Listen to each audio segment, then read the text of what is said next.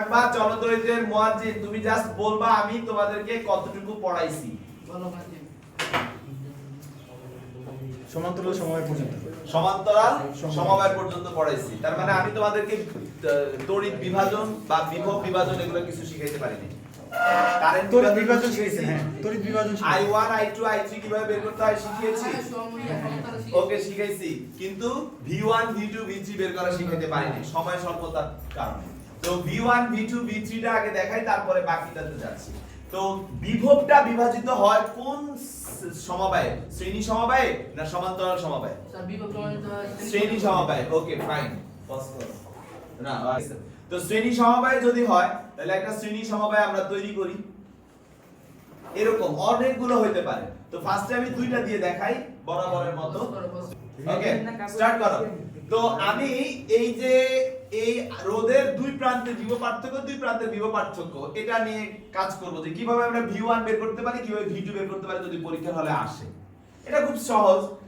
আমাদের V1 এই V যেটা মানে যার বিভব পার্থক্য জানতে যাচ্ছি R1 এর না, কথা বলো না, R1 এর বিভব পার্থক্য জানতে চাচ্ছি। আচ্ছা R1 এর মধ্যে দিয়ে যে রোডটা আইটা যায় সেটা কি R2 এর মধ্যে দিয়ে যাচ্ছে না? সেটা আবার মূল ব্যাটারির মধ্যে দিয়ে যাচ্ছে। তার মানে V1 কি সবার জন্য কি I সেম না? কিন্তু রোধ যার যারটা তার।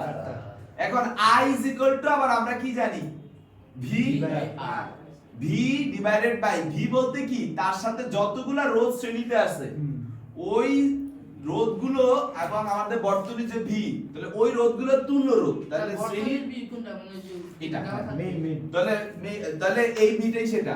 তো ওই রোধগুলোর তুল্য রোধ কি R1 R2 না, বলো তো, হ্যাঁ ইনটু R1। তাহলে জিনিসটা অতএব কি আসে দেখা যায়। দেখো তো আমাদের যদি কখনো V1 বের করতে বলে, সবাই একটু ভালো করে লক্ষ্য করো, হাসিব ভালো করে লক্ষ্য করো। আমাদের যদি V1 বের করতে বলে তাহলে আমাদের V1 টা হচ্ছে কি স্যার বর্তনীর মূল ভোল্টেজ, কারেন্টে যেমন বর্তনীর মূল কারেন্ট ছিল বা ওই ব্রাঞ্চের মূল কারেন্ট, তাহলে মূল ভোল্টেজ ইনটু যার চাচ্ছি তার রোধ। কিন্তু কারেন্টের সাথে সূত্র কি ছিল? যারটা চাচ্ছি তার অপোজিট গুলা, ঠিক আছে, ডিভাইডেড বাই তাদের যোগফল। তাহলে এইভাবে আমরা V1 বের করব। তাহলে মুয়াজ্জিন V2 কি হবে বলো তো?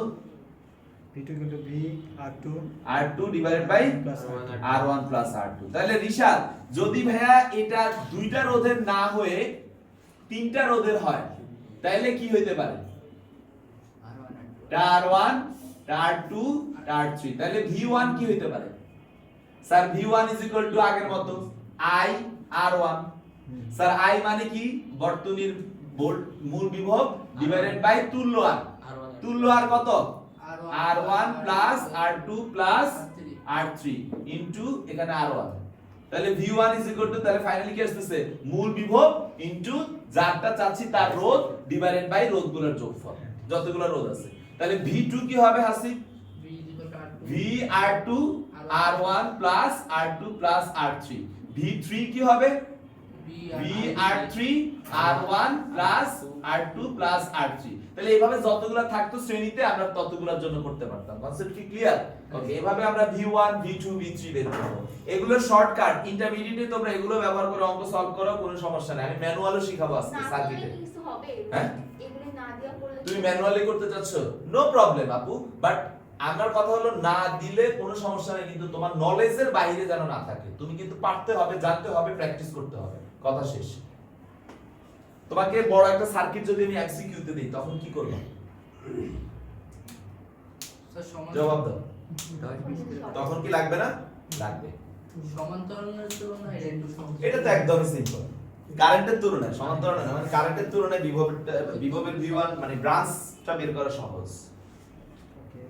আচ্ছা, এবার আসো সার্কিট শুরুর আর একটা বাকি প্রতিবন্ধকতা, সেটা হচ্ছে কি শর্ট সার্কিট। আমরা এখন শর্ট সার্কিট দেখা হয়ে গেলে আমরা সার্কিট শুরু করব। এটা ভাই ইয়েটা ভাই করবেন না সমান্তরাল? জি, এটা তো পড়াইছি বলতে। এটা তো আই করে তো ওই সমান্তরাল তো বিষয় সময় এক থাকে। সমান্তরালে তো ওই ব্রাঞ্চের বিভব পার্থক্য সেম। অনেকগুলো যদি একসাথে যোগ থাকে। হ্যাঁ, যেমন আজকে একটা সার্কিটই তো করব সরাসরি। শুনি একটা সার্কিটগুলো দেখছেন ভালো করে? খাম্বার মধ্যে থাকে তেমন একটু ভাইয়া ওটা সলভ করার মতো যোগ্যতা আমার নাই। ভাই পুরান ঢাকার সার্কিট সলভ করতে চাই ভাই। ওই সার্কিট সলভ করার মতো যোগ্যতা আমার নাই ভাই রে ভাই। পিলার কিভাবে তার পেঁচায় কাছে গেছিলাম বাংলা বাজার, আমি ভাবি এখানে যদি হাসান স্যার কাটতে পারতাম। তাহলে সার্কিটটা খুব সহজ হয়ে যেত নাকি? আচ্ছা মুয়াজ্জিন, শর্ট সার্কিট এটা দেখানোর জন্য আমি আসলে মাঝে মাঝে মজা করে বলি যে তড়িৎ প্রবাহকে একটা নম্র ভদ্র সহজ সরল মেয়ের সাথে তুলনা করে, যার কাজই হচ্ছে যেখানে ঝামেলা নেই সেই দিক দিয়ে চলাচল করা। ঠিক আছে? যেখানে ধরো আমাদের ঝামেলা পাবে, ধরো কোনো একটা দুষ্ট ছেলে মানে রোদকে দেখবে, সে সেই রাস্তাকে অ্যাভয়েড করার চেষ্টা করবে যদি পসিবল হয়। স্যার যদি পসিবল হয় কথাটা কেন? এটার কারণ হচ্ছে যে এখন আমার ধরো যাইতে হবে বাসায়, বাসায় যাওয়ার জন্য রাস্তা দুইটা, একটা রাস্তায় কোনো দুষ্ট ছেলে নেই, আরেকটা রাস্তায় দুই তিনটা দুষ্ট ছেলে আছে। তাহলে এই দুষ্ট ছেলে যে রাস্তাটাতে আছে, আমি যেহেতু আমার অপশন আছে যে অন্য রাস্তা দিয়ে যাওয়ার আমার বাসার মধ্যে এবং কোনো প্রবলেম হবে না, তাহলে সব সময় সে ওই রাস্তাটাকেই ফলো করবে। এটা স্বাভাবিক কথা। কারেন্টের ক্ষেত্রেও সেম একই। কারেন্টে আমি যদি একটা সার্কিট তোমাদেরকে দেখাই নরমালি তোমাদেরকে ক্লিয়ার করানোর জন্য, ধরো এইখানেও দেখাইলাম, এটা হচ্ছে ব্যাটারি, এইদিকেও একটা সার্কিট দিলাম, এইদিকেও একটা সার্কিট রোধ দিলাম, ঠিক আছে? এখন ভাইয়া এখানে কারেন্টটা যখন বের হইলো, সে যাচ্ছে যাচ্ছে, এইখানে কি তার যাওয়ার আমার টার্গেট হচ্ছে, কারেন্টের টার্গেট কোথায় আসবে? মাইনাস, মানে বাসায় আসবে। এখন এখানে ও কি আর কোনো রাস্তা পাচ্ছে এটা ছাড়া? কিন্তু একটা দুষ্ট ছেলে আছে এখানে, কিছু করার নেই, কিছু করার নেই, এখানে তাকে ইফটিজিং সহ্য করতেই হবে। তো এখানে সে সহ্য করে সামনে গেল, সামনে আসার পরে এবার একটু দেখো, খেয়াল করো সবাই, ব্রাঞ্চ কয়টা হইলো? দুইটা। তার বাসার দিকে যাওয়ার জন্য এটা একটা রাস্তা, এটা একটা রাস্তা, এটা একটা রাস্তা। এই রাস্তায় গেলে সে একটা দুষ্ট ছেলের সম্মুখীন হবে, হ্যাঁ। এই দিক দিয়ে গেলেও একটা দুষ্ট ছেলের সম্মুখীন হবে, কিন্তু এই রাস্তাতে কোনো দুষ্ট ছেলে নেই। খালি ওই রাস্তায় ভাই আমি আছি। না, তুমিও নেই। তাহলে এই রাস্তাতে কোনো দুষ্ট ছেলে নাই, তার মানে সে এই দুইটা রাস্তা ফলো করবে না। না। কিন্তু যদি মুয়াজ্জিন এইখানেও একটা দুষ্ট ছেলে থাকতো, তখন তার সিদ্ধান্তটা হয়ে যায় অন্যরকম। তখন কয় আমি এখান দিয়ে গেলেও ঝামেলা, এখান দিয়েও গেলেও ঝামেলা, এখানেও গেলে ঝামেলা, যা সব দিক দিয়ে যাবে, সবাই আমাকে ডিস্টার্ব করবে, যেহেতু ডিস্টার্ব হবেই। দুষ্টু মেয়ে। কিন্তু যেহেতু এখানে একটা রাস্তা আছে, দুষ্ট ছেলে নাই, যেহেতু এই রাস্তাটাতে দুষ্ট ছেলে নাই, তাই সে এই রাস্তাটাকে ফলো করে চলে আসবে। এটাকেই বলা হয় শর্ট করা। যদি কোনো একটা তার থাকে, যে তার বা কোনো একটা ব্রাঞ্চ থাকে যেখানে কোনো রোধ নাই এবং তার সামনে প্রসিড হওয়ার জন্য ওই ব্রাঞ্চ দিয়ে সে যাইতে পারবে, তাহলে সেই ক্ষেত্রে আমাদের কারেন্টটা অবশ্যই সেই পথ ধরে চলে যাবে, কারণ সেখানে কোনো বাধা নাই। আর কারেন্টের কাজই হচ্ছে যেখানে বাধা পাবে না সে সেই রাস্তাটাই সর্বপ্রথম চয়েস করবে। এই যে স্যার কারেন্টের ধর্ম। কারেন্টের এখানে তো আর বিভাজন হবে না তরি। না, তাহলে এই যে জিনিসটা, এটা তোমাকে কনফিউজড করার জন্য দেওয়া, এত সহজে দিবেন না, এটা কঠিন। এটা তোমাকে কনফিউজড করার জন্য দেওয়া। এটা তোমাকে যখন পরীক্ষার হলে দিবে সবাই ভাবে এটারও তো তুল্য রোধ করা লাগবে, তুল্য রোধ করা লাগবে, কিন্তু আমরা তুল্য রোধ করি শুধুমাত্র কারেন্ট যে রাস্তাগুলো দিয়ে যাতায়াত করে ওগুলো নিয়েই আমরা তুল্য রোধের কাজটা করি। তাহলে এই রোধগুলো হিসাবের বাইরে চলে যায়। জি, কোশ্চেন প্লিজ। স্যার এখানে দুইটা রোধ আছে, ঠিক আছে? হ্যাঁ। এখন তিনটা পথ, দুইটা রোধ। এখন যদি দুইটা পথে রোধ না থাকতো, একটা রোধ পথে রোধ থাকতো, তাহলে আচ্ছা, কোন দিকে যেত? তাহলে তো তোমার দুইটা পথে যদি না থাকতো ব্যাপারটা হয়ে যাচ্ছে এরকম। হ্যাঁ। তাহলে কোন তো দিকে এটা আর এটাতে একই কথা, যেত? কোন দিকে যেত? একই কথা। যে এদিকে রাস্তায় গেলেও গেলে- তার কোনো সমস্যা নেই, এদিকে গেলেও কোনো সমস্যা নেই। এটা তো ওটা তোমার থাকলে হিসাবে পরে থাকলে? গড়মিল করতেছে না, মানে এখানে কোথাও কারেন্ট বা ভোল্টেজ ড্রপ হবে, তো একই তো কথা, এই যে দুইটা যে দিক দিয়ে দিচ্ছে। ওটি কেন থাকবে? হ্যাঁ, মাঝখানে রোদ আছে কিন্তু এপাশে রোদ নেই। আচ্ছা এনে কি আচ্ছা, এই যে মাঝখানে রোদ আছে, এই পাশে নেই, তাই তো? সেম কথা।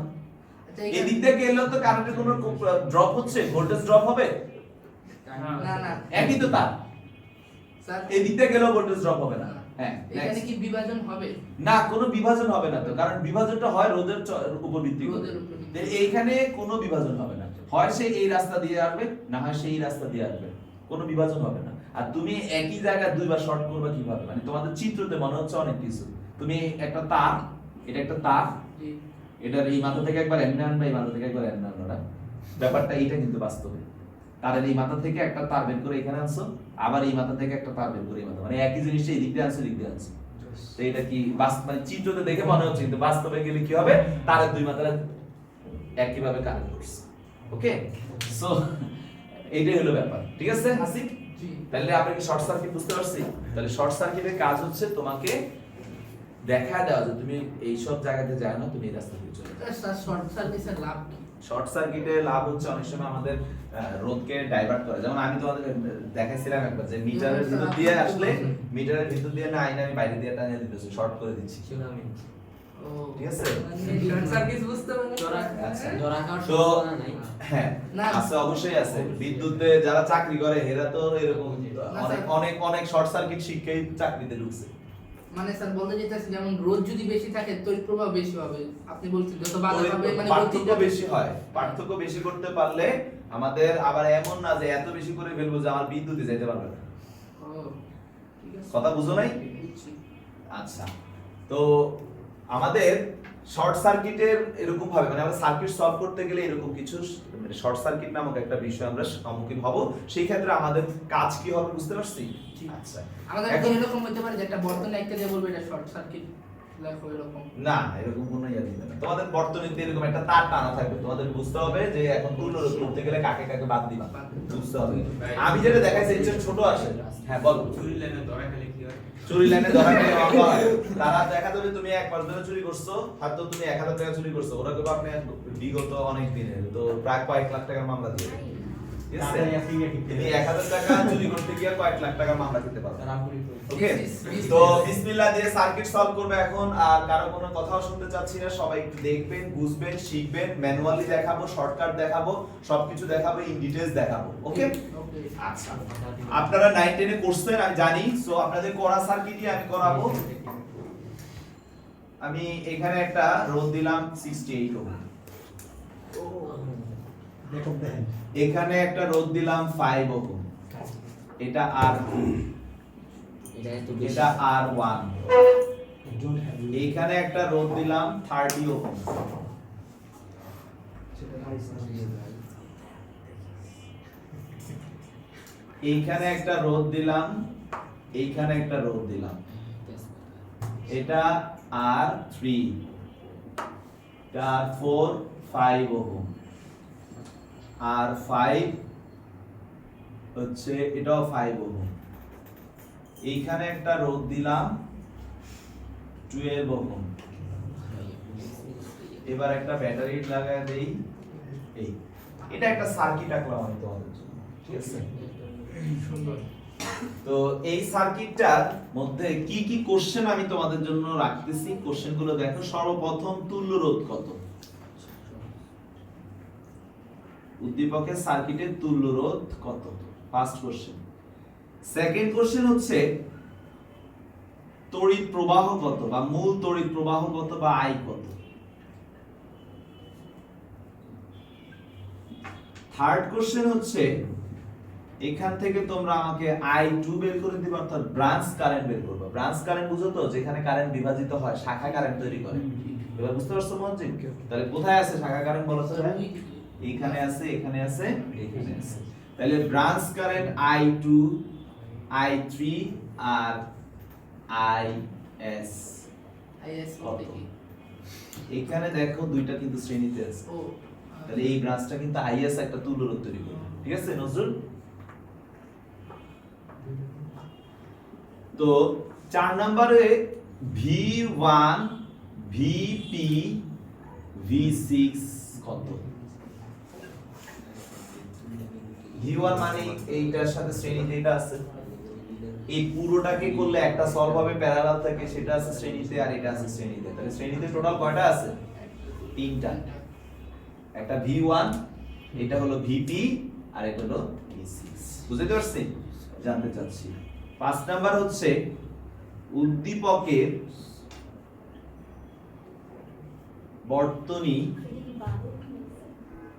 বর্তনীটি শক্তির সংরক্ষণশীলতা এটা থাকবে। সংরক্ষণশীলতা নীতি মেনে চলে কিনা এটা আমার ব্যক্তিগত ব্যাপার। গাণিতিক হবে মাহমুদ মাহমুদ ব্যাখ্যা দাও। ওকে, এই 5টা কোশ্চেন নিয়ে আমি এই পুরো সার্কিটটাকে সলভ করব। ভোল্টই তো দিলেন। তোমাদের দেখো 9 10 এ হ্যাঁ দিব 12 9 10 এ কিন্তু এখানের অনেক কিছুই করে ফেলছো। হয়তো 9 10 এর কথা বললে একটা কোশ্চেন এখানে এখন আনি নাই, কি ব্যবস্থা গ্রহণ করলে এটা তুল্য রোধ এত হবে অত হবে, অর্থাৎ বর্তনীকে কিভাবে সাজাইলে তুল্য রোধের মান এত সবগুলো তো হবে। বের করা শেষ। হ্যাঁ? সবগুলো তো বের করা শেষ। হ্যাঁ, তো যদি এই সার্কিটটাকে সলভ করি আমার মনে হয় যে এখানে তোমরা 90% বা 99% স্টুডেন্ট এটা পারার কথা। আমি জাস্ট তোমাদেরকে শিখাবো হচ্ছে এইটা কিভাবে বের করে, এটাও তোমরা পারো, আমি আবার হয়তো রিভাইজ করাবো। আমি শর্টকাট যে সূত্র দিয়েছি সেটা দিয়েও দেখাবো, আর ম্যানুয়ালি কিভাবে করে সেটাও দেখাবো। আর এই কোশ্চেনটা আমি জানি না করছো কিনা, 9 10 এ করো নাই, এটা নিয়ে একটু কথা বলতে হবে, আর বাকিগুলো পারবো। তো আমি জানি তোমরা সার্কিট সলভ করতে পারো, তারপরও ধরে নিচ্ছি তোমরা পারো না, ওকে সেইটা ধরে আমি সার্কিটটা সলভ আমরা করব। অভিনয় করবো। ওকে, তো একটা সার্কিট সলভ করার জন্য ফার্স্ট অফ অল এটা কিন্তু তোমাদের কাছে মনে হতে পারে এটা একটা জটিল সার্কিট, বাট আসলে এটা জটিল সার্কিট না, এটা একটা সিম্পল সার্কিট। জটিল সার্কিট হচ্ছে যে সকল সার্কিটে একের অধিক ব্যাটারি থাকে। তোমরা কিন্তু এখন পর্যন্ত একের অধিক ব্যাটারি বিশিষ্ট সার্কিট সলভ করো নাই, ইন্টারমিডিয়েটে আমি শিখাবো সেটা। তো এটা একটা সিম্পল সার্কিট, আর একটা সিম্পল সার্কিট সলভ করার জন্য সূত্র হচ্ছে ওহমস ল। কিন্তু যদি একটা জটিল সার্কিট হয় তার সার্কিট সলভ করার জন্য আমাদের আসবে কার্শফস ল। ওকে, তো আমরা আগে সিম্পল সার্কিটের কাজগুলো শেষ করব, তারপরে জটিল সার্কিটে যাব। তো সিম্পল সার্কিট সলভ করার জন্য সর্বপ্রথম যে স্টেপটা তোমরা নিবা সেটা হচ্ছে সবসময় সার্কিটের রাইট সাইডের সবার লাস্ট পার্ট থেকে আস্তে আস্তে সলভ করে করে আসবা। সবার লাস্ট পার্ট যদি আমি ফলো করি, এই দুইটা রোধ একে অপরের সাথে কিভাবে আছে শ্রেণীতে। তাহলে আমি একে একে সার্কিটটার ভিন্ন ভিন্ন রূপ দেখাচ্ছি। তোমরা তো জানো কেমনে করতে হয়, আমি খুব সংক্ষেপে তাকে দেখি একে একে। তাহলে সুমাইয়া এটাকে তো এখন টাচ করতেছি না, রাইট আপু? এটাকেও কি ভাই টাচ করব এখন? না, এটাকেও এখন টাচ করব না, এটা শেষ। এই রোডটাকেও আমি এখন টাচ করতেছি না। আচ্ছা, এটা তোমাদেরকে কনফিউজ করার জন্য এইভাবে দিছে। ভাই যদি এটাকে অ্যাকচুয়ালি এইভাবে দেখায় কোনো প্রবলেম আছে? না। একই কথা। আর এই যে দুইটা, এই দুইটা মিলে এখন একটা হয়ে যাবে, রাইট? ওরকম সার্কিট। তারা আরএস হয়ে যাবে এবং সেটা কত হবে? 10 ওহম। Right কি না? প্রশ্ন ছিল প্রশ্নটা করতে পারেন। এই যে R4 R5 আর R3, ঠিক আছে, একটা ত্রিভুজের মতন দেখা যাইতেছে না, এই ক্ষেত্রে এটা শ্রেণীতে ধরতে পারতাম না আমরা? না, বলতে মাইকে বিমে। তুমি কেন ধরতে পারবে সেটা আগে আমাকে বলো। দুইটা শুধু ত্রিভুজ ধরেন, দেখেন তাহলে স্যার যে শুধু ত্রিভুজ কেন, তোমার কারেন্টের উপর সবকিছু হিসাব হয় কারেন্ট দ্বারা। হ্যাঁ। কারেন্ট দ্বারা বললে এইটা এখানে, এইটা এখানে, এইটা এখানে, ও এখান থেকে সে রওনা করে এইটা হলো একটা তার, এটা একটা তার, এটা একটা তার, ও গিয়ে যেই তারে যুক্ত হয়েছে, ও গিয়ে সেই তারে যুক্ত হয়েছে, ও গিয়ে সেই তারে যুক্ত হয়েছে। কথা কি বুঝতে পারছি? আরো একটু বলি বিন্দু পদ্ধতিতে হাসি। বিন্দুর কথা বললে এটা হলো এ, কারণ এখানে কোনো রোধ নাই। না, এখানে রোধের কারণে এটা কি হয়ে গেছে? বি বি এর পরে তুমি নামকরণ করো সি সি, তাহলে বি এর পরে এটা কি? ডি কিন্তু এখানে সি দিও না, কেন? কারণ এই সি এই পর্যন্ত আসছে, তাহলে এটার পরে এখানে কি সি হবে? না। তাহলে বি এর পরে এটাকে তুমি দাও ডি, বি ডি সি। কথা বুঝতে পারছো? তাহলে দেখো এই যে রোডটা, এটা শুরু কোথায় বিতে শেষ কোথায়? সিতে এই যে রোডটা শুরু কোথায় বিতে শেষ কোথায়? এই যে দুইজন মিলে একটা শুরু কোথায় বিতে শেষ কোথায়? তাহলে এরা কিসে আছে? সমান্তরালে। কনসেপ্ট কি বুঝতে পারছি? তুমি বুঝছো নাকি সেটা? আমি তো পারি আগে তো। যাক আলহামদুলিল্লাহ, শুনে খুশি হয়েছি। Concept clear? ওকে যদি কখনো হাসিব মনের মধ্যে সন্দেহ জাগে, তখন কি করবা? বিন্দুর হেল্প নিবা। মনে থাকবে, যে কোনো সার্কিটে মনে সন্দেহ জাগলে বিন্দুর হেল্প নিবা। তো ভাইয়া, তাহলে আমি এই সার্কিটটাকে মুয়াজ্জিন এই দুইটাকে তুল্য করলে এখন নতুন সার্কিট এটা, রাইট? জি এবার আসো নেক্সট পার্ট। এখন রাইট সাইডে কথা বললে ওকে নিয়ে আর কি করব? তাহলে ও ও ও ওরা তিনজন পড়ে যাচ্ছে এখন রাইট সাইডে, তিনজন মিলে একটা কি প্যারালাল হচ্ছে না? তাহলে আমাদের পরের সার্কিটটা কি হবে ভাইয়া? এটা আমরা মনে মনে করবো নাকি? তোমরা তো খাতায় করবে, আমি এখন এখানে চিত্র এঁকে এঁকে করতেছি। পরে তিনটা মিলে কি একটা হয়ে যাবে? হ্যাঁ এটাকে তো টাচ করি নাই আমি এখনো। না। তাহলে এই তিনটা মিলে একটা মানে নতুন, এটাকে কি বলবো আমরা? আরপি। আর এই আরপিটা কত আমি এখানে ক্যালকুলেশন দেখায় দিচ্ছি। কি আছে 1/5, 1/30, 1/10, আর এটা যেহেতু আরপি বলে ফেলছি তাহলে এটা ইনভার্স। এটাকে আমরা ক্যালকুলেশন করলে 30, এটা হচ্ছে 6, এটা হচ্ছে 1, এটা হচ্ছে 3। 10 বুঝা যাচ্ছে এটা অ্যানসার আসছে 3। বুঝা গেছে? তাহলে রিয়াজুল ভাইরা তুল্য রোধ বের করে ফেললাম প্যারালাল পার্টে। তার মানে এই যে পুরো ব্রাঞ্চটা, এই পুরো ব্রাঞ্চটা তুল্য রোধ কত? 3 ওহম। এখন দেখো তো আমার সার্কিটটাতে কি কোনো প্যারালাল আছে? না স্যার। এখন পুরোটা শ্রেণীতে চলে আসছে। ওকে। এটা V1, এটা VP, এটা V6। বুঝতে পারছো হাসিব? জি স্যার। বুঝতে পারছো নজরুল? আচ্ছা, এবার এই তিনটাকে কি অ্যাপ্লাই করব? শ্রেণী অ্যাপ্লাই করব। যদি তিনটাকে আমরা শ্রেণী অ্যাপ্লাই করি তাহলে যেটা পাই সেটাই আমাদের কাঙ্ক্ষিত তুল্য রোধ। 68, 3, 12 কি আসছে? 83 ওহম। আমাদের তুল্য রোধ হচ্ছে 83 ওহম। ভাই তো এখানে করে করে দেখাইছে, তোমরা তো কেমনে করতে জানো তো। এই দুইটাকে শ্রেণী করে পাই, এই তিনটাকে প্যারালাল করে পাই, এই এটাকে আবার পুনরায় শ্রেণী করে পাই। সলভ করা জানো না? জি স্যার। জানো। Okay fine. তাহলে ফাইনালি আমরা পেয়ে গেলাম আমাদের কাঙ্ক্ষিত রোধ, আর আমাদের ব্যাটারি তো 12 ভোল্ট। তাহলে এটা একদমই সিম্পল সার্কিট। ওহমের সূত্র অনুসারে সেখান থেকে আমরা জানি I V divided by R, that is V হচ্ছে 83 ohm divided by R, sorry 12 ohm এবং R হচ্ছে 83। অ্যানসারটা একটু ক্যালকুলেটরে চাপ। এই ক্যালকুলেট করতে। আরে ক্যালকুলেটর 6.7 এর বুঝছো? তোমার বান্ধবী যেটা কত টাকা পাস করে গেছে?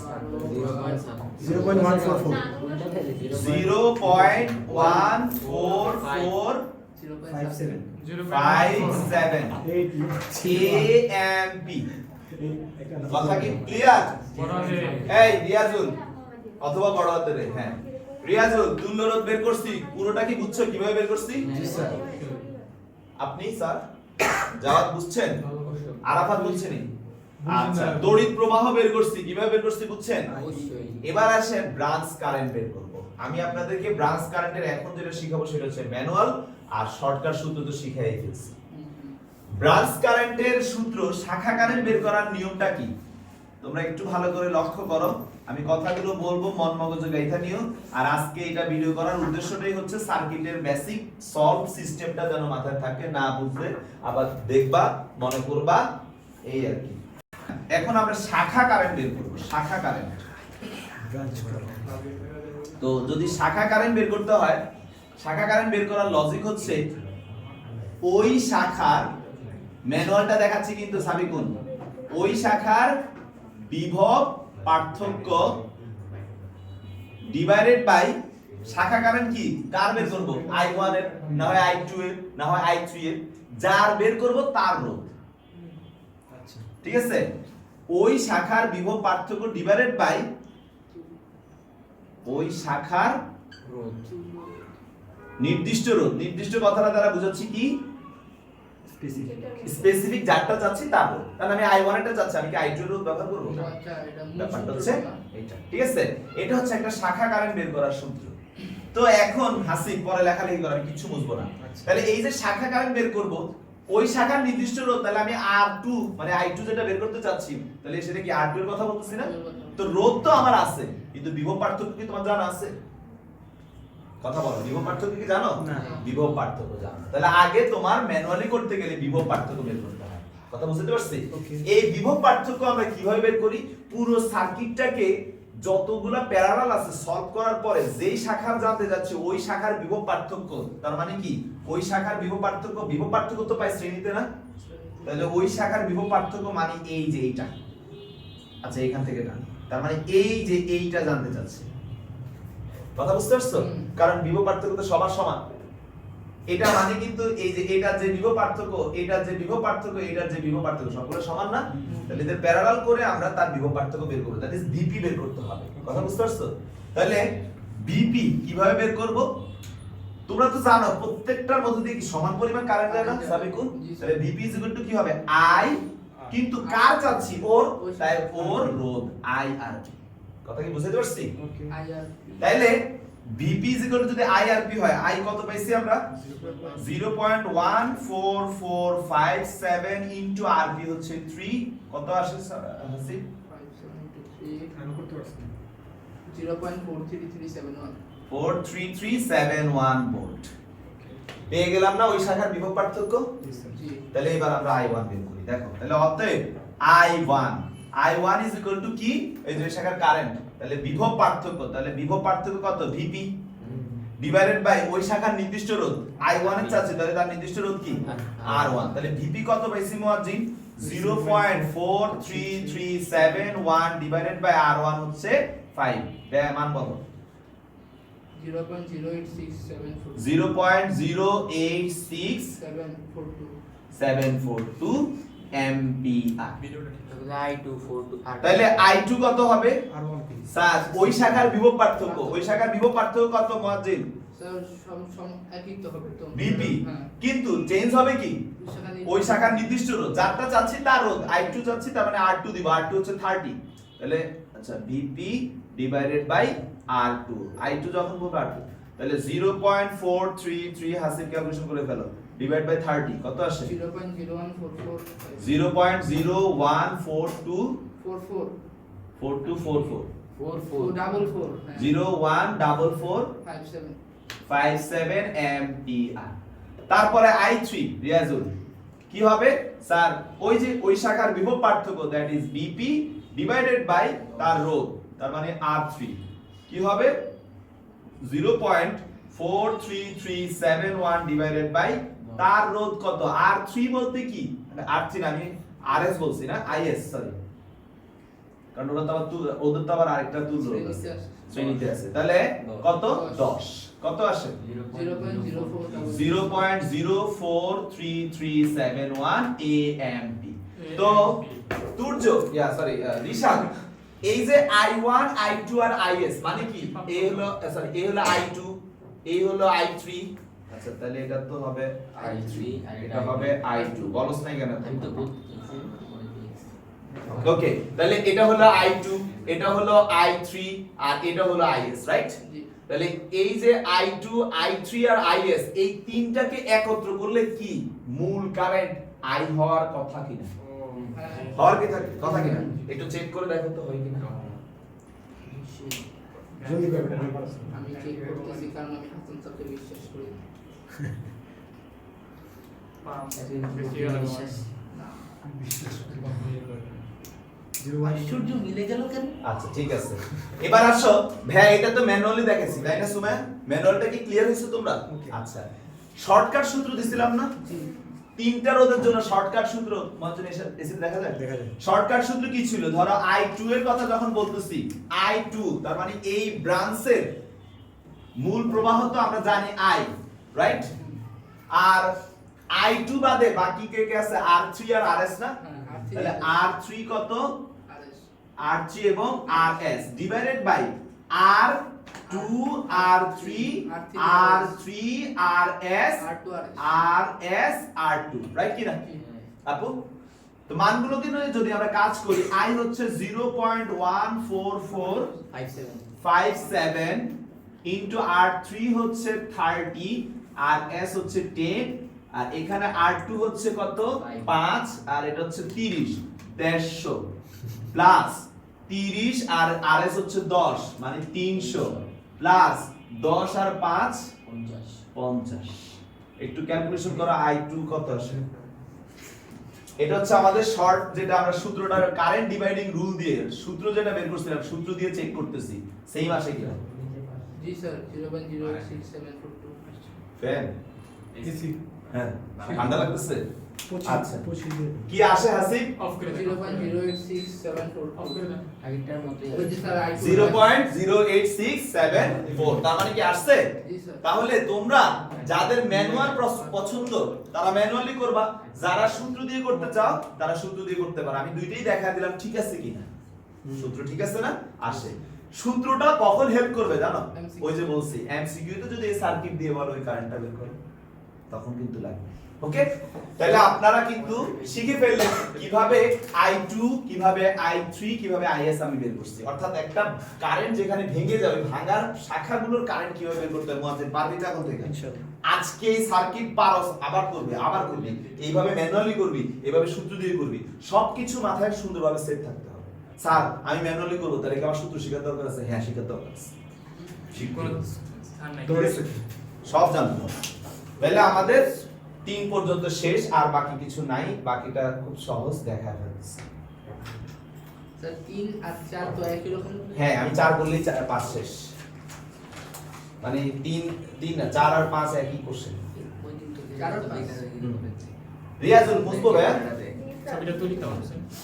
কারণ এর গ্রুপে সার্ভার দিবি ইত্যাদি। ওকে, না গ্রুপে সারি না। তো এবার এই যে এটা তো হয়ে গেছে, মুছে ফেলি কারণ আমার জায়গা লাগবে তো। তো এখন আসো, তোমাদেরকে যখন V1 V3 সবাই একটু খেয়াল করো, V1 V3 V2 মানে এই ধরনের মানে ব্রাঞ্চ ভোল্টেজ কথাটা যদি আমি বলি, এরকম বিভব পার্থক্য ভিন্ন ভিন্ন বিভব পার্থক্য হয়, এটা কখন হয়? সমান্তরালে না শ্রেণীতে? তাহলে তোমাদের পুরো সার্কিটকে আগে শ্রেণী রূপে আনতে হবে। আমি কি পুরো সার্কিটের একটা শ্রেণী রূপ বানাইছি না? বানাইছেন। এটাই হচ্ছে পুরো সার্কিটের কি রূপ? শ্রেণী রূপ। এখানে কেউ কিন্তু প্যারালালে নেই, নাই। এখান থেকে তোমার এইগুলো বের হবে। তাহলে তোমাদেরকে তো আমি টেকনিক শিখাই দিছি। তাহলে আমাদের V1 এটা কি হবে? মূল কারেন্ট I ইনটু যার রোধ চাচ্ছি, তাহলে R1। I কত? 0.144 হাসি দ্রুত করবা ইনটু 68 কত আসে? 68 62 এর বাইরে সেটা 9.794 9.794 2 4 শুধু 2 আইছে তো পরে বেশি আছে কথা তাহলে তো এটা ঠিক আছে আর পরে কিছু নাই। না আচ্ছা বোল্ড। ওকে, এবার ভিপি মানে কি? এই যে এটা না, হ্যাঁ তাহলে ভিপি কত হবে? I RP I কত? 0.14457 ইনটু RP কত? স্যার 3 এটাই করলে কত আসে? 0.44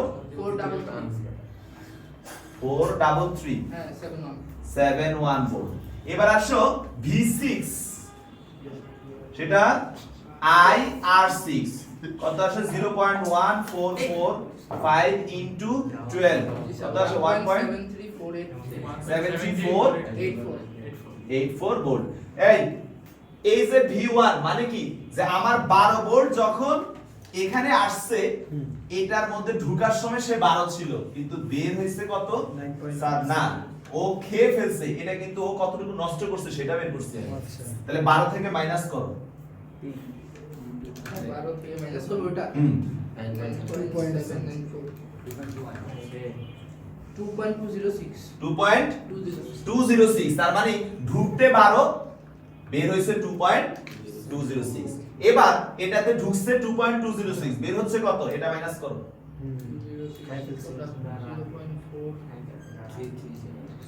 এটা থেকে স্যার 1.77 তার মানে এখানে এখন 1.773 বের হইছে, এবার এটাতে 1.73 ঢুকছে, বের হইছে কত? মাইনাস করো।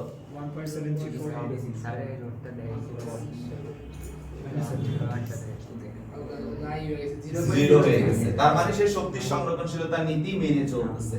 স্যার পরীক্ষার হলে আসবে শক্তির সংরক্ষণশীলতার নীতি মানে কি না? তার মানে কি? তোমরা তোমাদের যে মূল ব্যাটারির মান সেটা থেকে V1 কে মাইনাস করবা, VP মাইনাস করবা, V6 মাইনাস করবা। তার মানে কি শক্তির সংরক্ষণশীলতার নীতি মানে কি না? এটার অ্যানসার হবে V minus V1 plus VP plus V6। যদি এদের মাইনাস করলে অ্যানসার যদি 0 বা অ্যাপ্রক্সিমেট 0 আসে, তাহলে সে শক্তির সংরক্ষণশীলতার নীতি মেনে চলে। আসছে? জি স্যার কথা বলেন। আসছে। আসছে। তাহলে মানটা আমি বসাই 4 5 নম্বরের অ্যানসার। তাহলে মানটা কি? 12 মাইনাস 9.794 প্লাস 0.43371 প্লাস 1.73484। এটাকে ক্যালকুলেশন করলে অ্যানসার কি আসে? 0.07 0.03 0.037। কি রে ভাই এত বেশি? এত বেশি হ্যাঁ ভাই হ্যাঁ হয় ভাই মানে ভুল কইছি। মানে ভুল করছে, ডাবল জিরো আসার কথা। আচ্ছা থাক, জিরো ধরেন আপনি। জোর করে বানান, সমস্যা কি? না জোর করে কেন করব 03 কিন্তু কম না বলুন এই জায়গায় কাম সাড়ে তোরে এখানে 3 ঘর দিছো কেন মাথা ঠান্ডা করো। আচ্ছা ওদিকে ওটা মুছেন ভাই ওটা পুরোটাই মোছেন পুরোটাই মুছেন 9.83 9.83076 তাহলে কত কাহিনী বলছ 9.830 76 76 এবার ওদিক থেকে প্লাস 0. আজকে দিনে এখানে করে দিন দিনে এখানে করে আছে প্লাস 1.7 দেখা যায় কত আইছে ভাই 0.000 হ্যাঁ। আল্লাহ তো অনেক 0.000 কত মানে মূল কথা হচ্ছে 0 হবে হ্যাঁ অ্যাপ্রক্সিমেট প্রায় পুরাটাই 0ই হবে হ্যাঁ কথা কি বুঝতে পারছি Okay. তাহলে তোমাদেরকে যদি সুমাইয়া শেখ এই প্রশ্নটা করে এই প্রশ্নটা মানেটা কি তোমাদের যে ব্যাটারি দেওয়া বর্তনীতে মুয়াজ্জিন সেটা থেকে তার যে শ্রেণী সমবায় অবস্থায় যে ভোল্টেজগুলো ড্রপ হইছে ওই সবগুলা ভোল্টেজ ড্রপকে যোগ করে তার থেকে বিয়োগ দিয়ে দিবা যদি অ্যানসার কি আসে 0 আসে তাহলে সে শক্তি সংরক্ষণশীলতার নীতি মানছে যদি পজিটিভ বেশি আসে তাইলেও মানে নাই যদি নেগেটিভ বেশি আসে তাইলেও মানে নাই ভাই প্রশ্ন ছিল যে এই প্রশ্ন যখন মানে করবে তখন অ্যানসারে কি আমরা এই শ্রেণী সংযুক্ত করে তারপরে মানে ছবিটা এই অবস্থায় নিয়ে ছবিটা এঁকে দিব। ছবিটা আঁকা করো নাহলে তুমি শুধু অঙ্ক করে তারপরে করে দাও উইশ কিন্তু ছবি এঁকে করলে ব্যাপারটা সুন্দর হবে ঠিক আছে